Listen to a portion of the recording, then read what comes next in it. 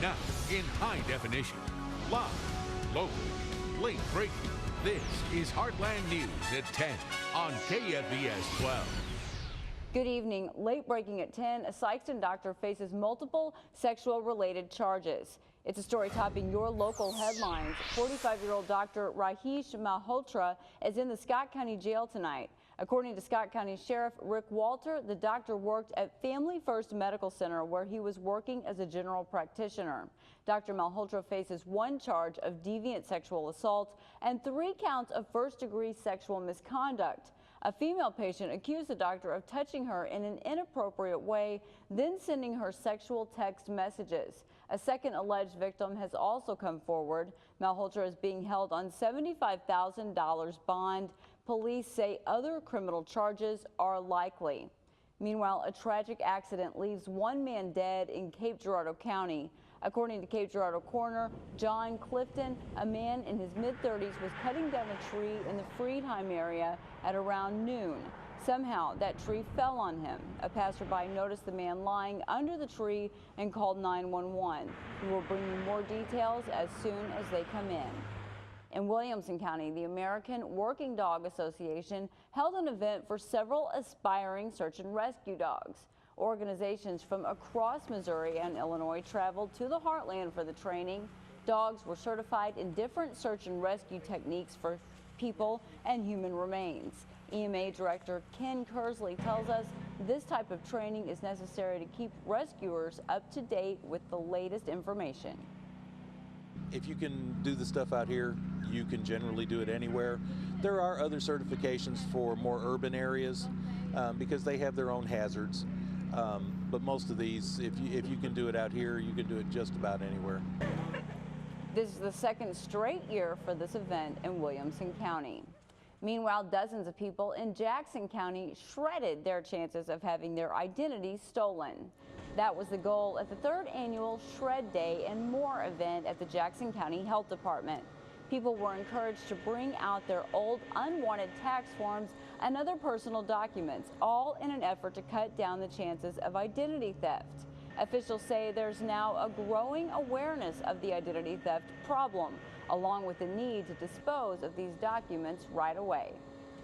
Is a concern for people, obviously, just with the the increased internet sales and things like that people do. I think that that increases people's awareness, and so that's why we offer this service to people. Over 200 people came out to this event. The health department also collected items for recycling like compact fluorescent lamps, eyeglasses, and scrap metal. Making national headlines, a New York City man whose murder conviction was overturned after 23 years in prison has suffered a heart attack on just his 2nd day of freedom. David Ranta's lawyer told the New York Times the former inmate is now in a hospital after what they're calling a serious heart attack. The 58-year-old left the jail Thursday after a judge threw out his conviction in the 1990 murder of a Brooklyn rabbi. 2 teens in South Georgia face first-degree murder charges after they allegedly shot a baby in the head. Police arrested a 17-year-old boy and 14-year-old boy. The 2 allegedly tried to rob a mother who was out walking with her 13-month-old son. According to police, the mom, Sherry West, told the teens she didn't have any money. That's when the boys allegedly shot her in the leg, then shot her baby. When asked about the suspects accused of the murder, West didn't hold back. That I hate you and I don't forgive you, and that you killed an innocent human life, and that I hope you die for it.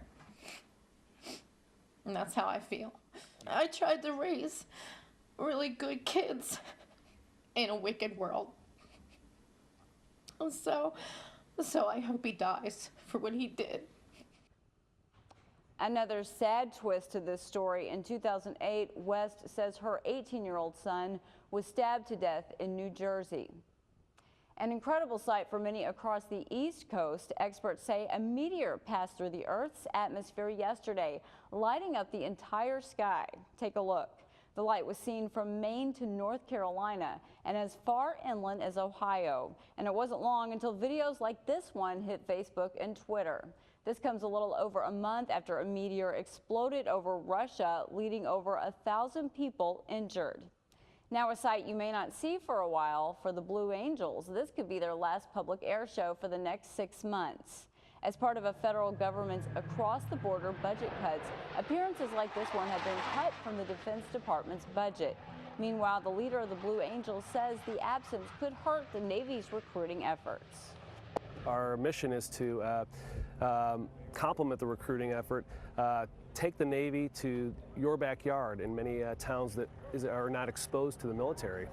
And we want to expose young men and women and inspire them into potential future careers in the Navy Marine Corps. Navy officials say even though Congress has agreed to finance the remaining aerial expeditions for the rest of the year, it's still not clear whether the Blue Angels show will go on. And back at home, for people in the heartland, many made their way to the Show Me Center for the Home and Garden Show. With more than 100 exhibits, visitors got a chance to see a lot of different businesses. It ranged from your traditional landscaping to home security companies to farmers markets. Organizers say so far it's been a huge success.